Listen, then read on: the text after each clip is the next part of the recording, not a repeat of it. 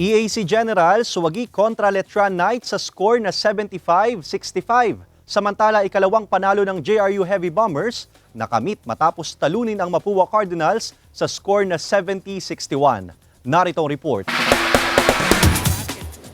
Nakuha ng EAC Generals ang kanilang ikalawang pagkapanalo matapos nilang malamangan ang Letran Knights sa score na 75-65. Player of the game naman ang nagbabalik na player ng EAC Generals na si King Gurtiza na nagbigay ng 23 points para sa kanyang koponan. Ito na ang ikatlong pagkatalo ng Letran Knights at wala pa ring naiipanalong laro. Samantala, tinuldukan naman ng JRU Heavy Bombers ang pagiging undefeated ng Mapua Cardinals at tinalo ito sa score na 70-61. Malaki ang naging papel ng rookie Cardinals na si Patrick Ramos sa kanilang naging pagkapanalo na tinanghal na player of the game. May parehong 2-win and 1-loss card na ang dalawang koponan.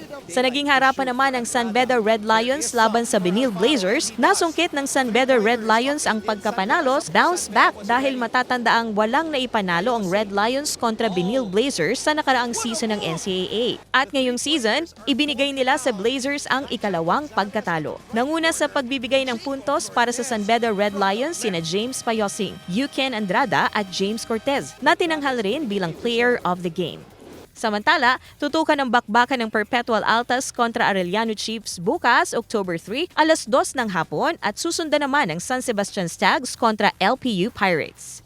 Ivy Saunargasang, Balitang Southern Tagalog.